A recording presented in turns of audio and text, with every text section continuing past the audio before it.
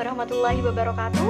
Saya ucapkan selamat pagi, selamat siang, dan selamat malam untuk teman-teman yang saat ini sedang menonton video pembelajaran yang saya buat. Baik, karena ada pepatah yang mengatakan tak kenal maka tak sayang, maka dari itu di sini saya akan memperkenalkan diri terlebih dahulu. Nama saya Miftahul Fadrin. Saya merupakan mahasiswi dari Universitas Negeri Jember dari program studi Diploma 3 Administrasi Keuangan Angkatan 2020. Nah, video pembelajaran kali ini saya tujukan untuk ujian akhir semester mata kuliah praktek akuntansi perbankan dan syariah kelas A dengan dosen pengampu Bapak Marmono Singgi MSI, dan materi yang akan saya bahas yaitu tentang akuntansi kas penetapan pada Bank Indonesia, clearing dan pajak.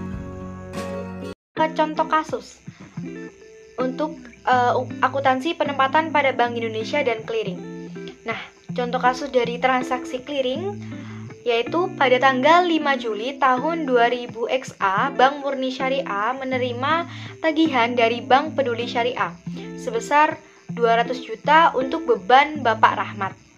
Sedangkan tanggal 6 Juli tahun 2000 XA, Bank Murni Syariah menyerahkan warkat clearing ke Bank Indonesia, dan pada tanggal itu juga clearing dinyatakan berhasil sebesar 300 juta untuk keuntungan rekening giro Bapak Syamsul.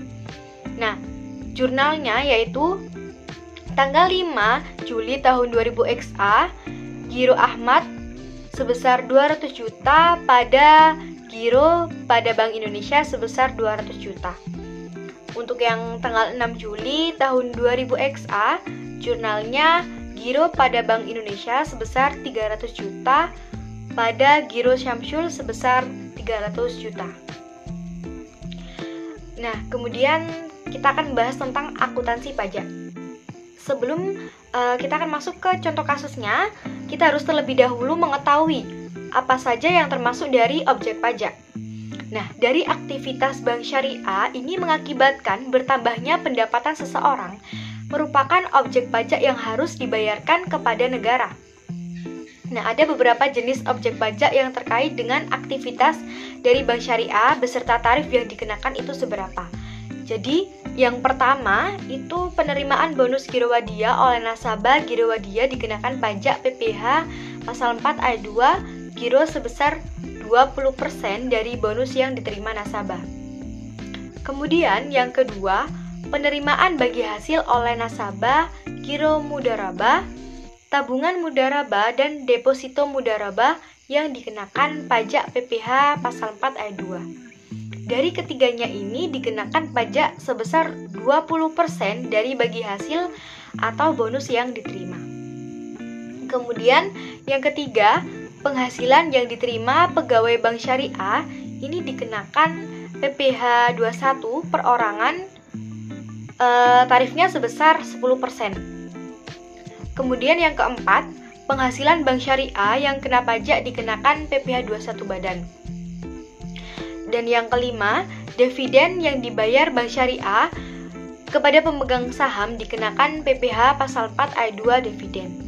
Nah, pajak yang dibungut oleh bank disimpan terlebih dahulu dalam rekening titipan kas negara dengan subrekening sesuai dengan jenis pajak yang dipungut. Secara berkala, pajak tersebut dibayar pada rekening pemerintah di Bank Indonesia. Masuk ke contoh kasus. Nah, ini ada beberapa transaksi pajak.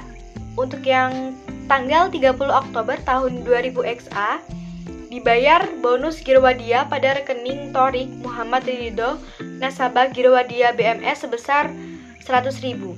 BMS ini memotong pajak 20% PPh pasal 4 ayat 2 giro. Tanggal 30 Oktober tahun 2000 XA dibayar bagi hasil yang sudah diumumkan tapi belum dibayar dan langsung dipotong pajak ke satu rekening Ursila Husnu Ridho nasabah tabungan mudharabah sebesar Rp60.000.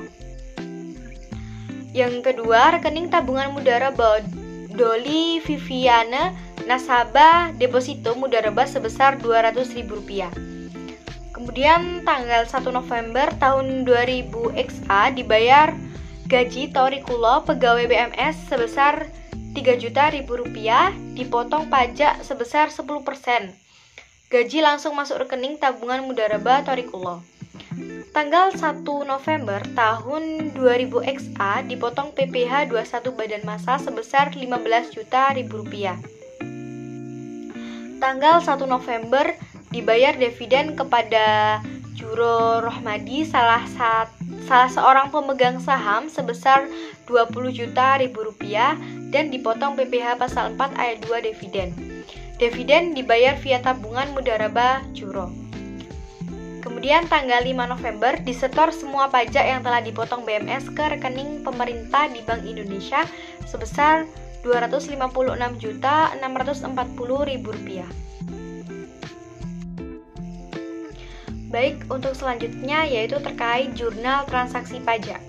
Nah, pada tanggal 30 bulan 10 tahun 2000 XA, jurnalnya yaitu beban bonus Wiraudia sebesar Rp100.000 pada Girowadia atas nama Thorik sebesar Rp80.000 dan titipan kas negara PPh pasal 4 sebesar Rp20.000. Pada tanggal 30 bulan 10 tahun 2000 XA, jurnalnya hak pihak ketiga atas bagi hasil sebesar Rp60.000 pada tabungan Mudharabah atas nama Ursila sebesar Rp60.000 dan tabungan Mudharabah atas nama Ursila sebesar Rp12.000 pada titipan kas negara PPh pasal 4 sebesar Rp12.000. Pada tanggal 1 bulan 11 jurnalnya beban gaji sebesar Rp3.000.000 pada tabungan Mudharabah atas nama Thorik sebesar Rp2.700.000 dan titipan kas negara sebesar Rp300.000.